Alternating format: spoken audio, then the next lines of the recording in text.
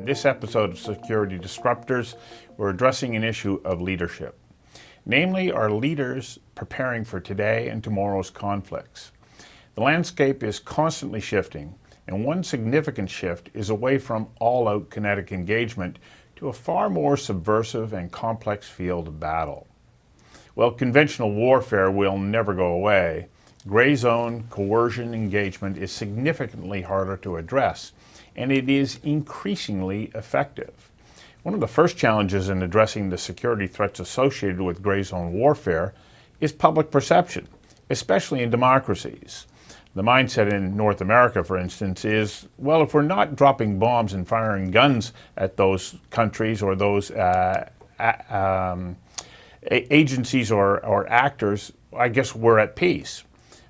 And that mindset, which is very common, interferes with the ability of defense and security personnel to get the support needed to ensure they are meeting threats that include, but are not limited to, economic warfare, organized crime, cyber, lawfare, influence peddling, dialogue power, bribery, foreign interference, and attacks on trust in public institutions and public figures. We have an exceptional panel joining us. First, Andrea Schneider, Professor of Law and Director of the Kukin Program for Conflict Resolution. Andrea joins us from Cardozo School of Law in New York. Cynthia Alkon, Professor of Law and Director Criminal Law, Justice and Policy Program at Texas A&M. And Adrian Borbély, Professor of Negotiation at emlyon Business School in France, and he is a contributor to the Council on Countering Hybrid Warfare, as both Cynthia and Calvin and, of course, Andrea are all part of the same team. And also joining me is Calvin Crusty of the Critical Risk team. Now, just before I go to the first question, anybody who's watching us online, if you want to send in a question, please go to slido.com and type in #security and send your questions to me, and I will present them to our panel. So, Andrea, I want to come to you because you are a negotiation specialist, and you would think, okay, hang on a second, we're talking about engagement, engaging foreign actors that maybe don't play by the same rules that we do. Why is the negotiation skill so important for leaders to have when they're addressing the threats, the long list of threats that I outlined in the opening? Well, I think, Stuart, what you had said, actually, as you were listing out, I counted about 9 different areas that the law would actually touch on. And I think one of the challenges is that, frankly, it seems overwhelming. It's not just a question of negotiation skills, and we'll talk about that, but really, as a law professor, I think for so long we would say, all right, if you're coming into a question of foreign relations, you're going to take your basic international law class, you might take an international business transaction class, and you're going to learn about diplomacy and foreign relations, maybe national security. All of that is in the framework of negotiations between heads of state. And that obviously remains as a critical field for leaders to continue to study. But as you've outlined, that is just one area of what we are dealing with. And the impact of gray zone or hybrid warfare means that all of a sudden everybody's on the front line in one way or another, whether you are in infrastructure, whether you're in local government, whether you're in national security, and whether you're in business, that any of these can be targeted at any time by outside actors. And so the idea of understanding, first of all, that you too, without thinking that you're in the middle of an international incident, may in fact be part of an international strategy.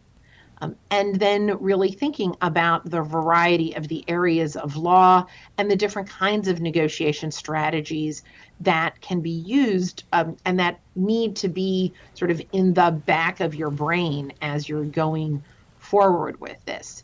So, for example, when you're talking about an attack of a misinformation campaign, right?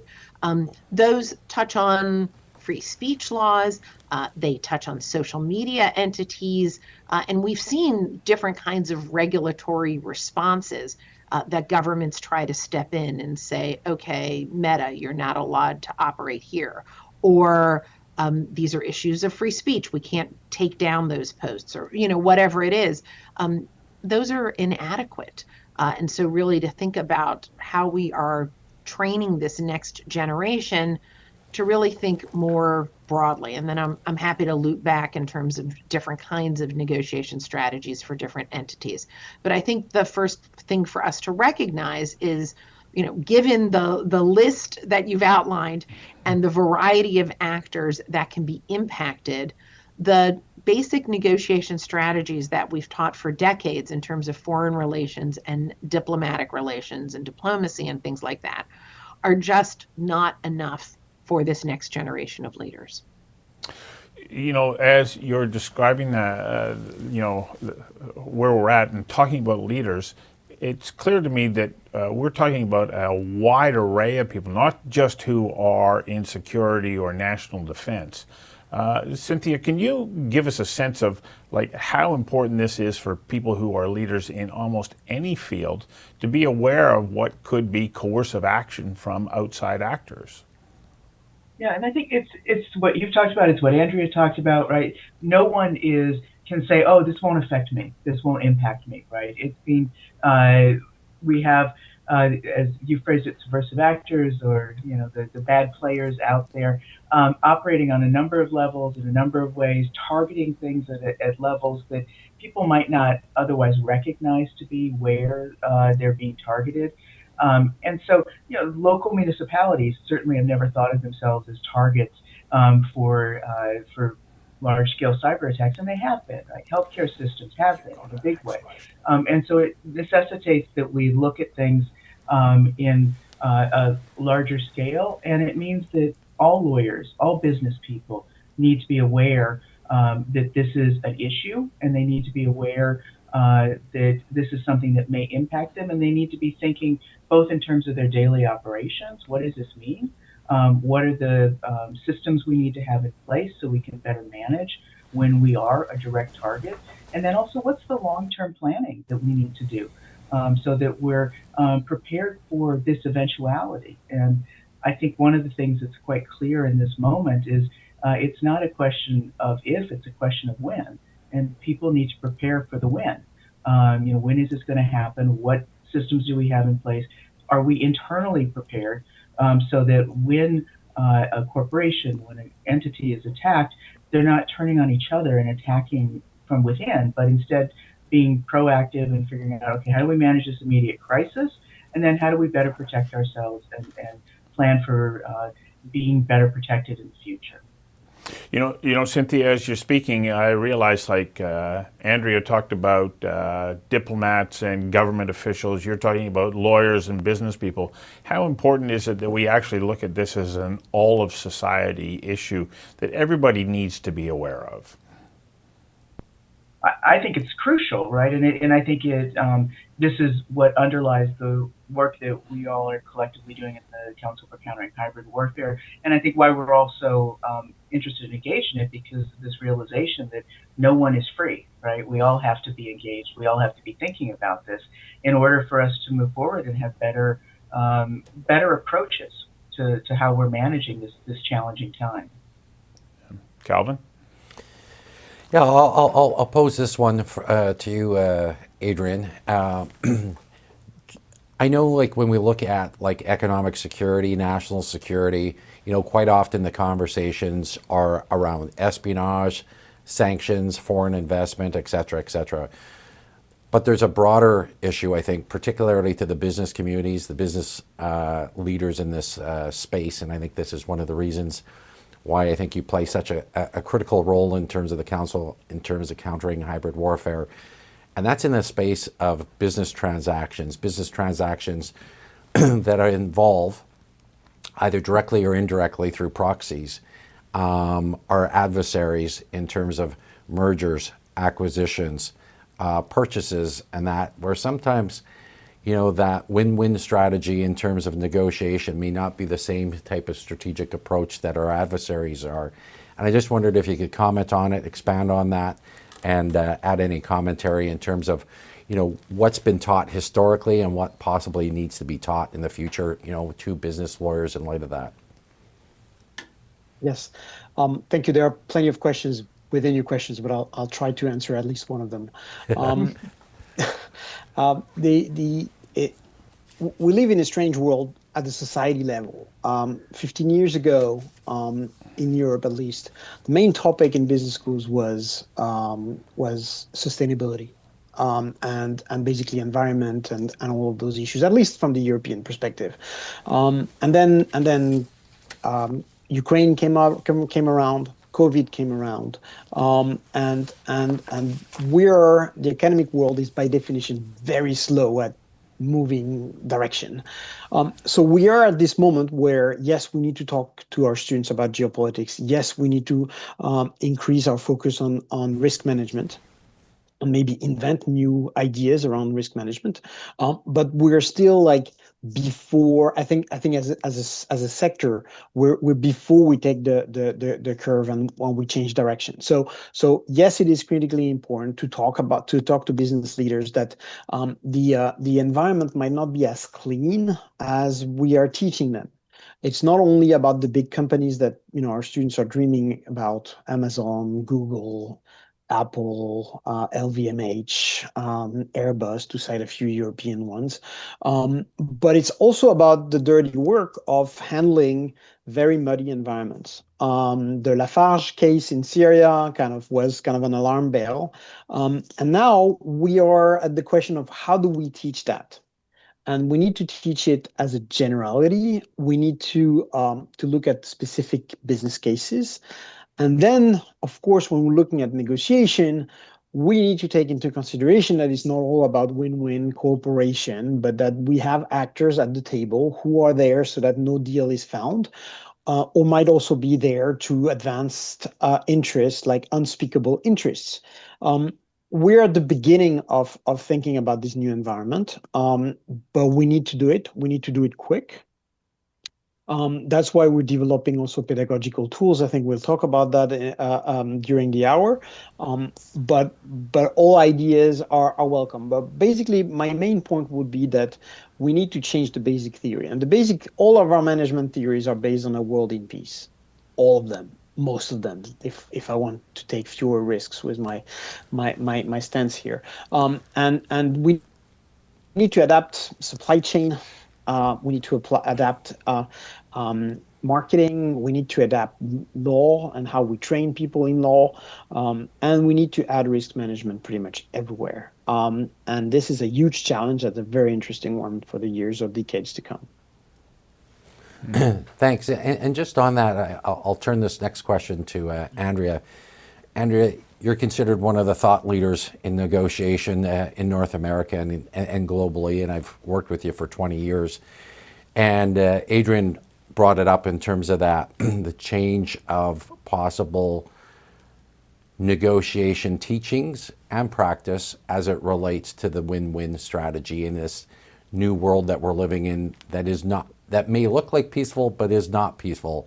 It's very adversarial. And I just wondered, from your perspective, doing a retrospective and prospective analysis, are leaders being taught currently all the skill sets they need to be able to counter and to address some of these foreign threat activities in their, say, business dealings, legal dealings, or diplomatic dealings? No. Next question. No. I think the point that everybody's been making is with the shifting world, right? We've had this idea of problem solving. I sort of have never liked the phrase win-win because I think it's at win for one side and good enough to accept it for the other side.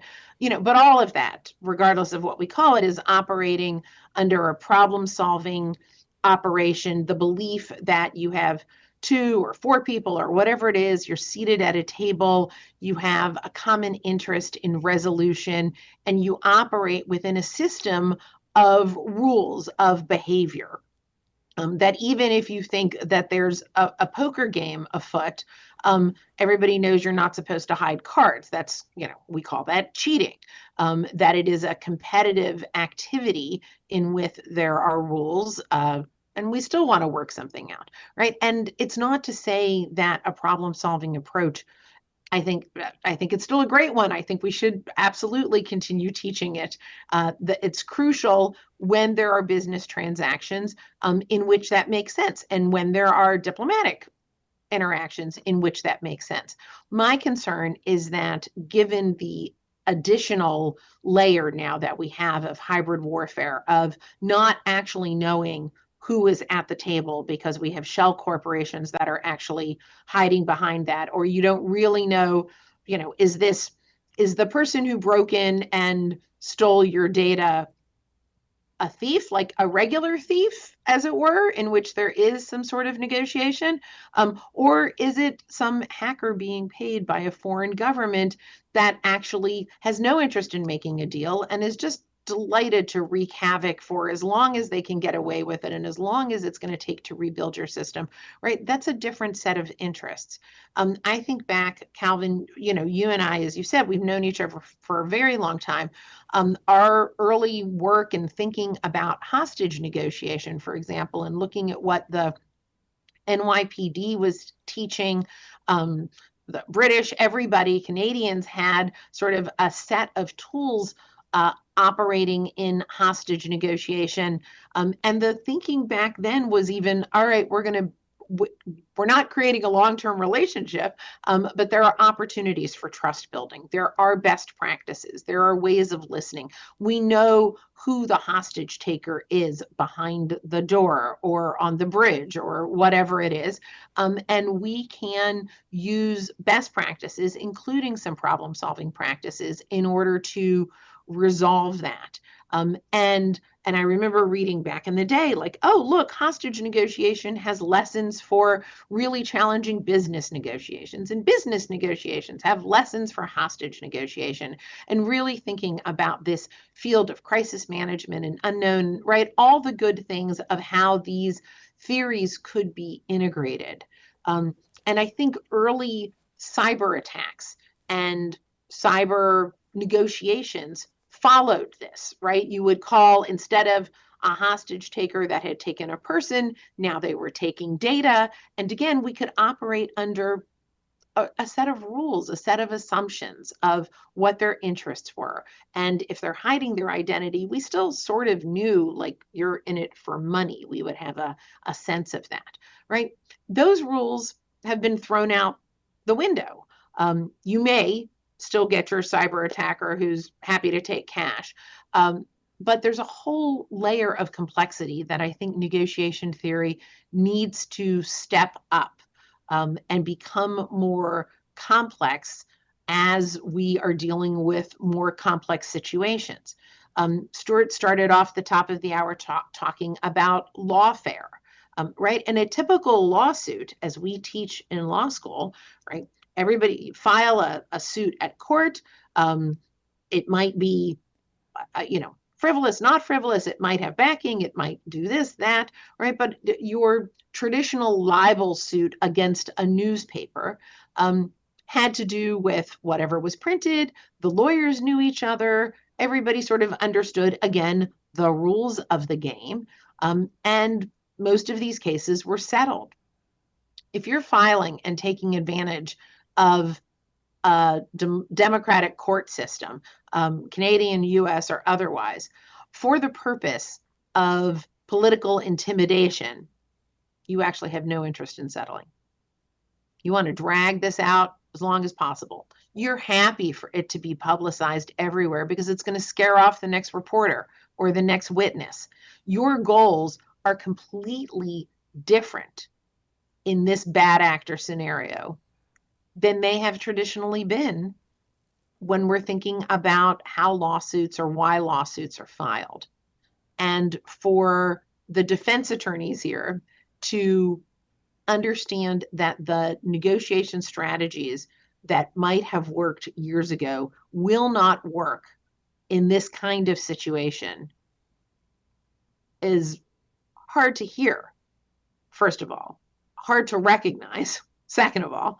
And then we, I think, haven't done as great a job, and I'll just own it, in my negotiation classes, we spend a whole lot more time on problem solving skills, on learning to listen and investigate, and can you understand where the other side is coming from, and not as long as, okay, what are the skills to crush people like bugs, right? Like, how do we do that, or how do we defend in ways that minimize pain, and that I think takes additional skills, and it's going to be fun to teach and to challenge everybody in different ways. Well, it's interesting, Adrian, you brought up earlier, what are the pedagogical tools that you're going to have to be able to train the leaders of the future? And back to your point, that up till now, the development of management skills for business leaders was you're operating in a peacetime environment. And so many people now have no awareness of the fact that they could become a target of economic coercion or influence, or wanting reputational damage or so on. Yeah. So both to Adrian and to Cynthia, what are the tools that we can bring to play that will help the leaders of the future say, okay, the threat is coming at me from a dispassionate but focused foreign actor who has no interest in settlement. They're wanting to create economic disruption. Adrian, I'll start with you. Okay. So maybe two or three step in my answer. The first one is we need a better theory.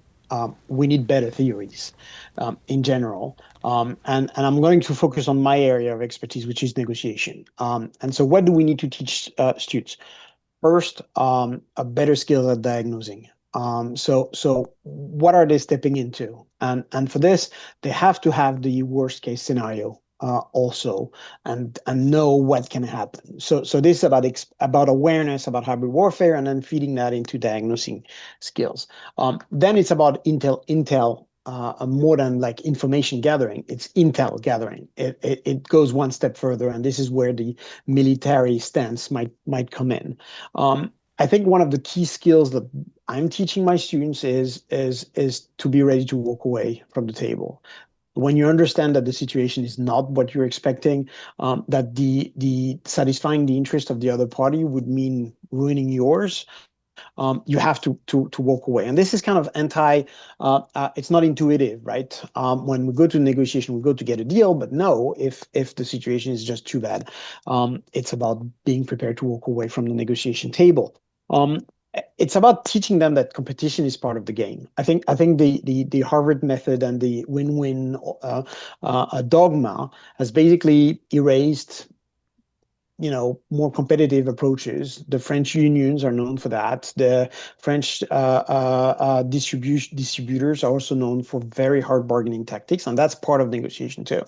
And then the last point is the students have to distinguish what's happening at the table, so with the potential threat actor, and behind the table within their organization. And this is where management comes in. Management, leadership, corporate resilience, corporate learning, all of those concepts that we try to teach our students is, yes, you have to be very tough in this type of interactions outside, but at the same time, it's about building your network, finding the right people, communicating with them, being reactive, being able to put everyone in crisis management mode before we go into a blame game of whose fault it is and where did the attack come from, whose email was targeted first, and all of this. So we need to have a better theory. Then we need to teach them or to raise awareness about hybrid warfare. And I think that that would be the first step.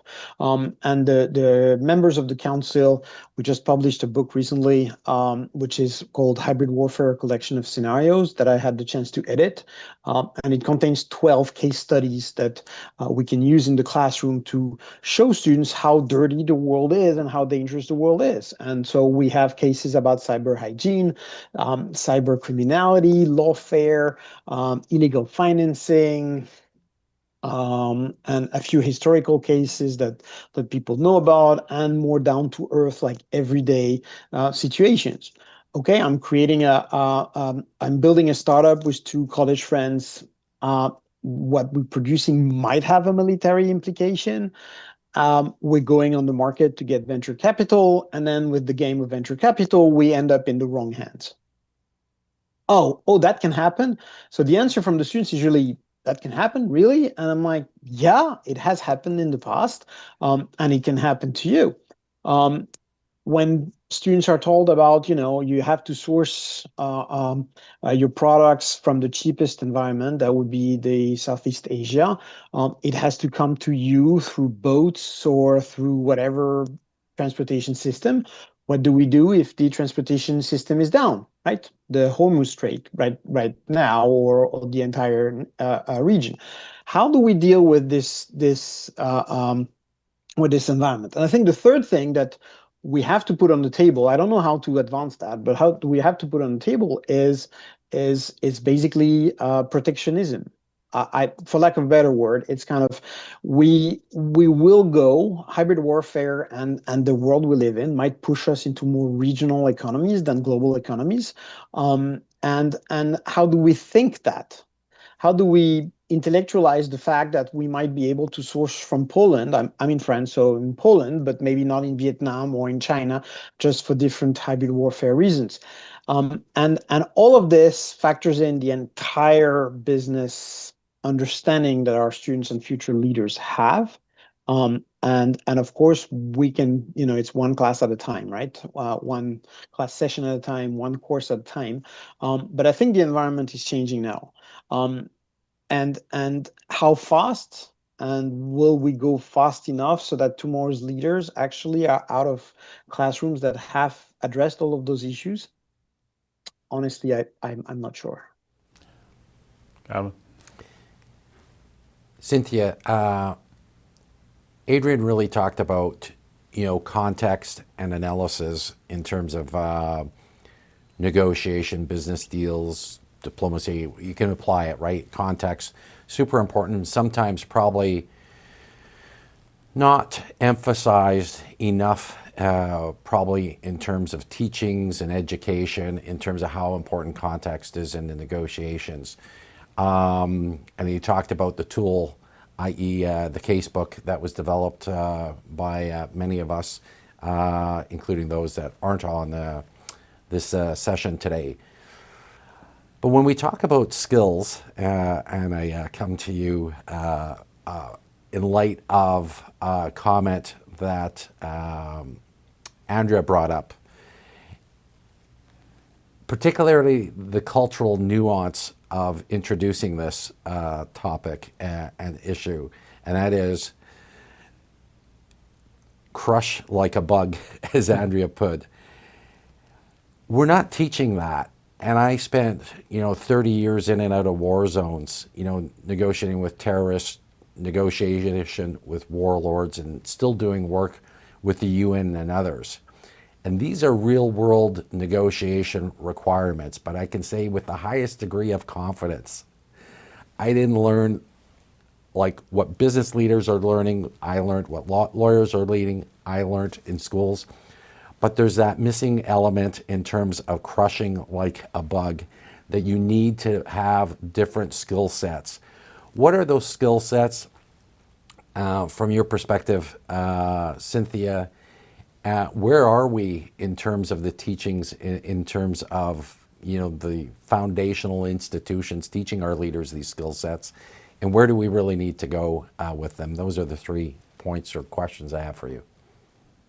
So just small questions. So in terms of skills, I think one of the ways that I'm looking at this is that the negotiation skills that we have traditionally taught and the approach that we have traditionally taken is a starting point, but it's not, obviously, as Andrea's talked about, as Adrian's talked about, it's not sufficient for this moment. And so we need to bring the skills forward. And one of the skills so I've taught now 2 classes on hybrid warfare at Texas A&M Law. As far as we know, these are the first 2 that are being taught to lawyers anywhere. So the first was conflict management and hybrid warfare, and the second is, of course, it actually extends over a year, and it's energy security and hybrid warfare with my wonderful colleague, Professor Guillermo Garcia Sanchez, and Adrian was also involved in helping us in a part of that course. And the challenge when we're thinking about how to teach these courses and how to get students aware is where are the starting points. And so one of the starting points that we talk about in negotiation is preparation, right? Before you negotiate, you should be well prepared. But what does that mean in this context? And it demands a different level of negotiation, and it demands us moving beyond what might be termed naive assumptions, right, that are embedded into some of our negotiation theory that Andrea's talked about, that somehow everyone's got common interests, right? We understand in this era, in this moment, and we've always understood that there are going to be negotiations where there aren't common interests. We called those intractable conflicts, right? That the interests were in conflict with each other. And when we're talking about hybrid warfare, we're talking about those kinds of situations, right? What is the interest of a particular business or a particular law firm or a particular entity is maybe fundamentally different, and in fact is fundamentally different than what might be the interest of whoever these bad actors are and whatever their goals are. If your goal is just to subvert and cause trouble, well, you don't want resolution, right? You're not looking for resolution, you're just causing trouble, right? And this is part of the big goal of how you're subverting a particular society, right? And so having students get used to the idea that we need to look deeper in our preparation phase in negotiation. We need to have a deeper understanding. We can't just say, if we're talking about a lawsuit, who's the other party? Well, who's behind the other party? And we need to ask serious questions about that. And we do. And if you're taking a case, right, and this is one of the things we talk about in my courses as a lawyer, if you're accepting a case to go forward in a private civil law context, you do have obligations within our existing legal systems to know who your client is. And you can't just accept in this era, at this moment, at first glance, who your client is. You need to dig a little deeper. You need to figure out who are the deep pockets behind that client. And we already have existing ethical obligations that demand that these questions are being asked. And I think in this era, it demands that our students are more aware and mindful that they're going to need to go deeper than they might have before. They can't stop at the first level, right? So it's about trying to raise awareness with students about, as Andrea has talked about, right, the complexity of the environment, and raising awareness that of the global environment that we are in and what are the geopolitical context. And one of the challenges in teaching in this area is our students come in with a variety of backgrounds and knowledge, right? So I teach at an American law school. That means they all have undergraduate degrees in a huge variety of areas.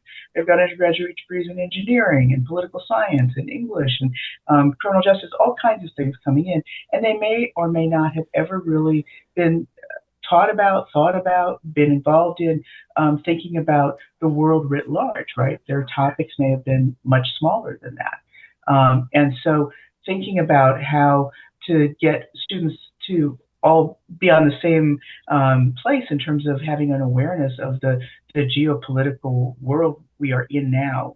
What are the various forces at play? It is, in my view, one of the first steps in teaching, that you need to have a basic awareness of what's going on. You need to have a basic awareness of the politics out there and the different players that we're managing. And then thinking about how does this impact actual practice of law, if we're talking about doing this in the context of the law school and legal leaders. And not just the practice of law, but how does it influence the policies that we might want to put in place and lawmaking? And I think this is one of the critical areas that I've tried to focus on with the students, is it doesn't just stop with the law we have. We should be thinking about the law we should have, right? And the law that's going to be better for this moment and this time. All of our laws in every country are inadequate to what we're dealing with right now. And they're thought of, and I like Adrian's terminology, right? They were put in place in times of peace, right? We have in the United States, we take very seriously that there should be ease of access to litigation. We have lots of talk about what is procedural justice and how can we do better about that? How can we make our court system more accessible to any litigant? We've got a long ways to go in a lot of areas with this, but it's a continuing focus that we have and continuing points of conversation among lawyers and policymakers and judges, right? How do we have better access to our legal systems? And what we're not taking into account is how easy is it then to abuse, right? And what are the protections we might want to put in place? Our system of litigation in civil litigation in the United States is premised on the idea of discovery, right? That there should be full and complete discovery, that both parties should have access to it, and the discovery portion of litigation can be a huge part of the time and effort that's being put in from both sides. And that could be used as a fishing expedition for those who want it. It could be an easier way to get information than you don't have to hack a system, just file a lawsuit. And if you've got deep enough pockets, well, then you could get a whole lot of good information if you can just drag that litigation along. And it's very difficult to fight back against it if it can be argued it's relevant to whatever the cause of action is. And also, when we're looking at things like what prosecutors do, local prosecutors may have some cases that deal with cybercrime, but they're not necessarily thinking of bigger picture issues. And I maybe will touch on one topic that hasn't come up yet in our conversation, which is AI, and how this is influencing what is or potentially is going on. And the ability to fabricate evidence is one we need to all be giving serious thought to. And it's something that I think prosecutors need to be giving serious thought to. What is the evidence that they're receiving? And is it legit or is it fabricated? And it's very difficult, and I think becoming more difficult by the moment as AI gets better and better, to be able to make those distinctions, right? What is real? What's fabricated? Right now, a lot of the documentary evidence may be fairly easily fabricated and difficult to get behind and figure it out. And increasingly, things like video are going to be challenging. You know, the ability to create false video and have people appear to be saying things they've never actually said. I think at this moment, we're still able to get behind it and figure it out, but will we be able to in 2, 3, 4, 5 years? I don't know. And having an awareness, right? Lawyers need to be aware that just because they see something on paper, it's not necessarily accurate. Just because someone has been said to say something, and we've always known this, right? We've had hearsay laws and things like rules in place, you know, to prevent, you know, this rampant, you know, so-and-so said so-and-so to, you know, such and such to so-and-so. There's some rules to prevent that from coming into evidence, but we need to make sure that these rules are really keeping up with the ability to fabricate and what might be other people's end purposes that are difficult for your average lawyer, I think your average business person to be thinking about, right? Our imaginations are sometimes not quite up to the task of the reality of our times, right? And to be able to put into place the skills that we need to be able to do that requires us to think broader, right? And then requires us to think about how do we teach our students to think more broadly in that way. Well, that's a good point. And Andrea, I want to come back to you because as I'm listening to our conversation, I'm going, okay, what happened to us collectively, especially in North America, that we stopped being on the defensive all the time? If we look at the course of human history, human beings have grown up, come of age over 180, 200,000 years, knowing that the world is hostile. And our brains became attuned to the fact, what are the threats? But these days, if you try and present the idea that there are constant threats about you, there is I think you're just overreacting. And is that like the first part of inertia that we have to come over? And I ask it in the sense of like, you go, okay, in the classroom, we want to teach these students how to start to anticipate what some of these threats are and what they can do about them. But then they leave the classroom and they go back out into a world that goes, oh, come on, like, look at how good we've got it. And Andrea, how do we overcome that so that people are aware of the fact that there are threats all about them all the time? Well, it's funny as we've been talking, right? One of the challenges to teaching and getting to the point of saying like, hi, we need better theories, negotiation strategies, is that building that awareness. I'm designing a class this fall, same thing, conflict management and hybrid warfare, and working off of Cynthia's model. And so much of the class is devoted to creating that awareness. Really, if we think about negotiation, that preparation, right? The recognition of who are the actors and what might be the motivations and who's involved, right? That struggle to make up and coming lawyers aware of the world, and businesses and local governments and civil society, right? That I in some ways, I look forward to when we're doing a better job teaching this in high school and college, so that by the time we get them in law school, we can really dive into what does the law need to be and what do negotiation strategies need to be. But in part because our awareness is lagging, we're spending still a lot of time talking to law students and lawyers and businesses and everybody else, just trying to create that. You don't want to scare people, and a little bit of fear might actually motivate a little bit of action. We've now seen businesses get really good at understanding that natural disasters are going to have an impact on companies. And so they've created, right, they do a lot of game playing about like, all right, the basement's flooded. Is every server, how are you alerting people that email is down when your email is down, right? What are the systems? And so you see businesses figuring out how to respond to crises that are naturally caused. Can we take that same learning and say, all right, what happens when it's an outside actor that causes that? What happens when it's a reputational attack? What happens when it's, this, that, or the other kind of attack? And the more that we're publicizing, this is what happened. I mean, and to take a step back, for example, the first time I remember, maybe, not to throw Target under the bus, but maybe it was the first time I actually paid attention because it was a place that I shopped, right? That like Target was hacked in 2017, whatever it was, and all the credit card data was shared. And this was seen as Target's fault, that it was their lack of security and it was their individual problem to deal with. Right. And there was shame involved in how this company had handled things, as opposed to understanding every company is going to be under attack, that the sooner companies start sharing, these are the lousy things that outside actors have tried to do to our cybersecurity networks, to our infrastructure, to our employees. These are the ways that people have gotten backdoor entrances into our data systems, the better we are able to combat them.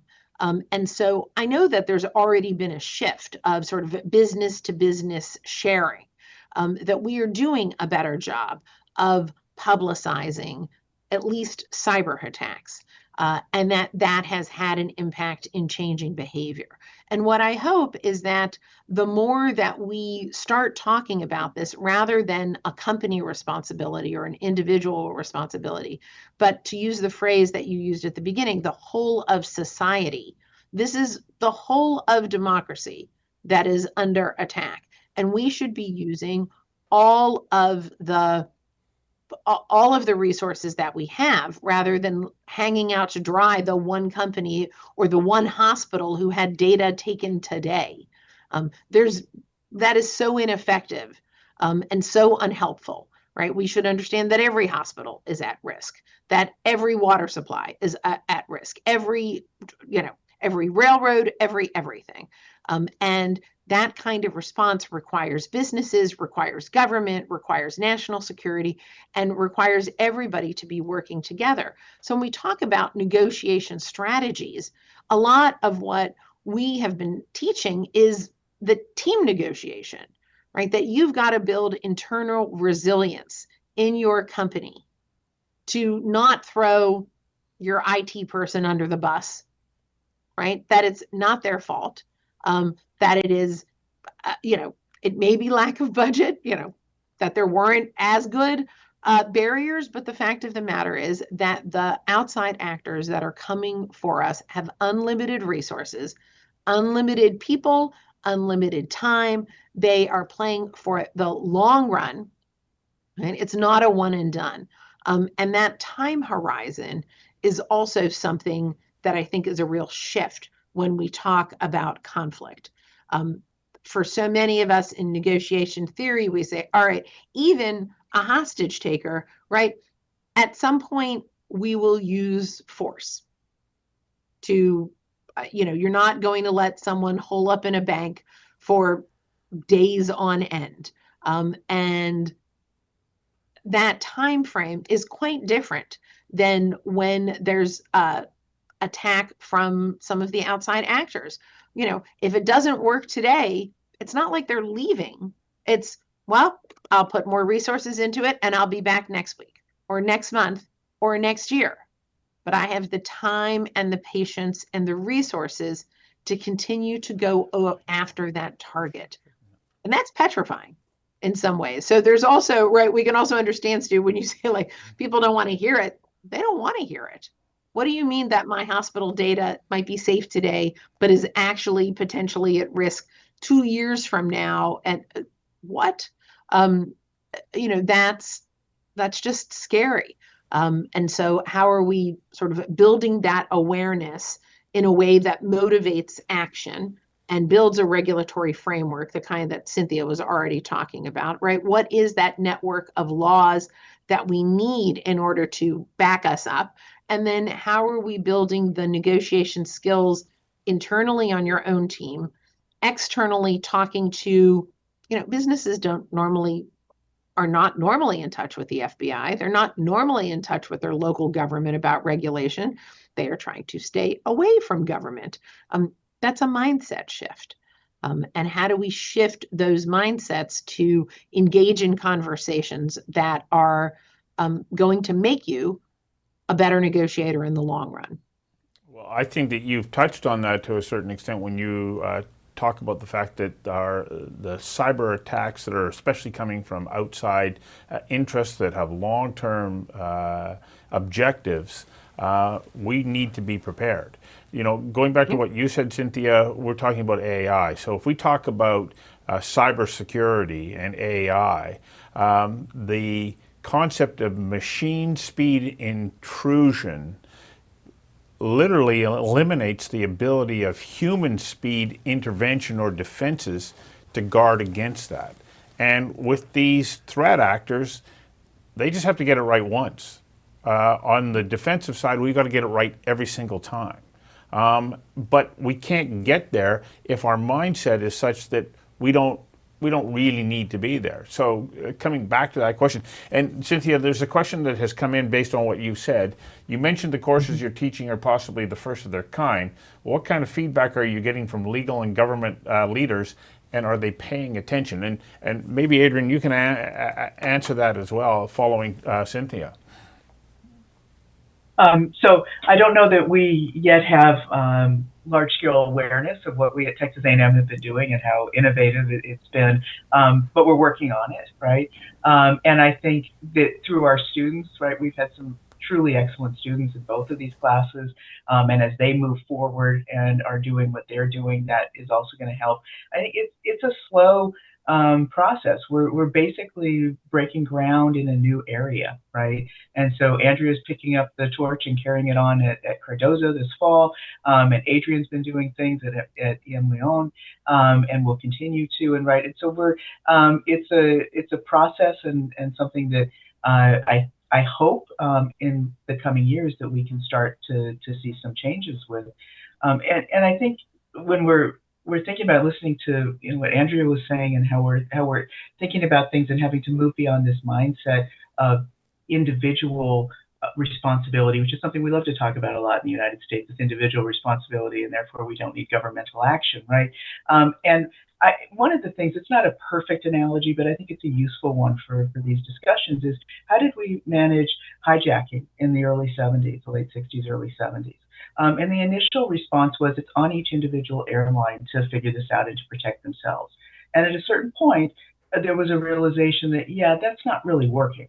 We need to have a national response to it, and we need to ultimately have international response to it, right, in terms of airline security across the world and and putting into place some basic ideas of what that looks like. And what do you know? We saw a dramatic reduction in airline hijacking, right? When we took a larger scale, collective, and yes, governmental reaction to it, and intergovernmental reaction to it, right? And so we're part of these classes is hopefully building that awareness in some of the folks that are going to be the policymakers of the future. And also in all of these classes, we're bringing in current leaders and having them talk to our students about what they're doing and how they're engaging. And I think that also helps to bring the conversation forward and to bring awareness forward about the importance of talking about and figuring out better ways to manage the reality that everyone is facing, right? And I would say right now we are in a beginning, so we've got a long ways to go in bringing it forward to a place where we have, I think, better processes, better policies, better laws, and better skills at play. Adrian, are we moving fast enough? Like I know that Cynthia talks about it's early days and things are coming along, but in a world of machine speed intrusion, are we moving fast enough in shifting mindsets? The short and the long answer is no. No, we are too slow here. So I think one of the difference that I'm witnessing here in France is that we have a much more powerful public sector. And so awareness kind of comes through the public sector. And now we have governmental actions around data, around illegal financing. We also have agencies popping up here and there to around cybersecurity. Most recently, every French region now has a computer system incident response team for SMEs, for small companies. So we do have a kind of a two-voice movement, at least in France. And I think the public sector is moving faster than the private sector, both because they understood that they are targets. And when I say they understood, is the top understands, right? It still needs to trickle down. But we have this kind of cross-sector discussion with a more active public sector in Europe. And I think this is going to help at the end. But no, we're not moving fast enough. AI, the way we think about AI in business schools is mostly about productivity and efficiency. It's not about causing harm and using that for ill purposes. We've all discovered AI in the war, in a war in the battlefield through the Iran crisis in the past month. And I think people are starting to figure out that AI can be used it's a two-edged sword. But no, this awakening is way too slow. And I agree with your statements, Stu, in the sense that they have to have it. They have to make it work once. We have to make it work every time. So it is an asymmetric field. I don't think we are. I mean, I don't want to be like the bearer of bad news, right? But I don't think we're taking the phenomenon in consideration. I mean, in due consideration, both in our field of teaching in business schools, but also in society as a whole. Dr. Stephen Nagy in a program that we did earlier on Security Disruptors talked about discourse power, and it is a tool, a weapon that the government of China has embraced very significantly over the last 10, 12 years, especially since the rise of Xi Jinping to the role of chairman. We don't have a collective voice that's warning people of what the dangers are ahead of us. How important, and that's what you're doing in classrooms, but how important is it that we share this as loudly and as frequently as possible. Andrea.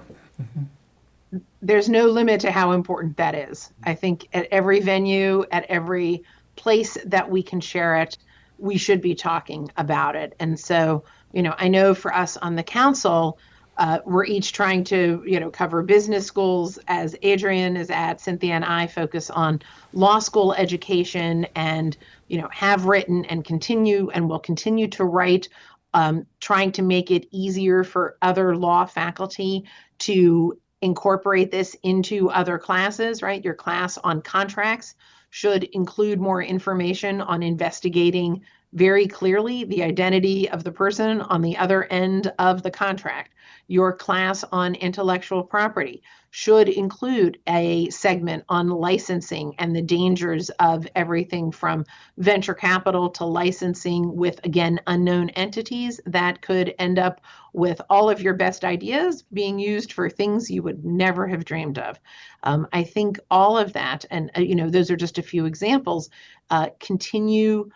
We each need to use the different platforms that we have in order to continue to sort of ring the alarms. And so, as awful as it is to see in the press information about an attack, every time that there is widely publicized in the newspaper information about outside funding of misinformation campaigns, outside funding of lawfare, outside funding of cyber attack, and it's just really, really, really important. This information has traditionally been held at the national security level and kept from everyone else, or it's been held as a point of shame, as I said earlier, by companies themselves. And the privacy, the confidentiality that often operates around this information is actually our downfall. We need to be singing from the rooftops about how dangerous this is and what this new way of competing on the world stage really means for everyone, for all of us. Mm-hmm. So let me go around to all of you and get closing thoughts, but why don't I start with you, Calvin? Oh, we just had another question come in, but you give closing thoughts here and then. Yeah, I think morally, ethically, professionally, and I always come back to this, to the next generation. We're spending currently not billions but trillions on defense and the procurement of weapons, which I don't disagree with. But there has to be a balance in terms of educating the public, not only in terms of awareness, but also in skills and strategies with civil society to do this, with the intent to look at the opportunities to manage this conflict more effectively. And the fact that there is virtually, we're in the tens of thousands, maybe the hundreds of thousands in terms of expending support, in terms of education, awareness, and building that capability in the private sector. Photo ops itself, with government and with private sector taking pictures and posting saying, hey, we had a meeting. It's really about getting into the universities, getting into the high schools, as Andrea said earlier, just like they are in some countries like the Baltics and that, and kind of building this company. And photo ops itself and public statements is not going to get us there. And there has to be an investment, just like they're investing in defense, in education and awareness as well. Right. So just before I go to closing thoughts from you, this is an interesting question. Should organizations facing cyber extortion remain open to established negotiation strategies with proxy actors, even if a hostile state may benefit? Are we underestimating engagement opportunities by conflating the proxy actors' objectives with those of the sponsoring state? I don't mind taking that, only because it's a similar dynamics in terms of terrorist negotiations that, connected to foreign states, whether they be Iran or terrorist organizations and their proxies and that. And I think it really comes down to case specifics, looking at it. Everybody says, hey, never negotiate with a terrorist. Most countries have. And I think the same particular situation with this, it really depends on the set of circumstances. What is that data? What's the risk, in terms of the harm done to people or countries or nations or national security or economic security? So I think it's always case specific, and never say never. And dialogue often is one of the most effective strategies in terms of managing conflict and sometimes these type of disputes. But also, just like Adrian said earlier, sometimes you have to walk away from it as well. So I think all options on the table always. Okay, going to closing thoughts. Adrian, why don't I start with you? Adrian? The road ahead is long and definitely not a straight line. I think we are rethinking basically the world that is around us. It will take time, but I think if we want to do it right, we have to sit around a lot of tables, and academics are desperately slow, and try to advance one step at a time. Both schools represented, my colleagues here have full classes, like entire courses on the topic. I do class sessions here and there. We are advancing slowly. We for example, we are developing teaching geopolitics and the impact geopolitics has on business. This is one step, and we need to take it one step at a time. We also need to build communities around those topics, and have our colleagues come to us and say, okay, you're teaching that. How do I put that into my teaching? And all of this takes time, but at least we are, one step at a time going in the right direction. But it will not come like in a blink. One anecdote that I wanted to give earlier is that Emmanuel Macron, our president in France 2 years ago, he warned us that we might be in a kinetic warfare situation very soon. And basically, the whole society shrugged it off. And so if Macron cannot get the message across, then we will have to take a lot of precautions into getting into the mindset that a lot of things can happen, and that people need to not only strategize for the best case scenarios, but also for a lot of worst case hypotheses, no matter what they do in business. Cynthia. Yeah, so I would agree that we're at the beginning stages, and I would also just say things like this are super helpful. And one of the beauties of podcasts is it's not just during this hour when we're live, but this is a recording and people can watch it and listen to it at their leisure. And if anyone who's listening to it is thinking, well, I think I'm interested in this and I'd like to get more involved, we are more than happy, I think all of us, to have you email us and get in touch.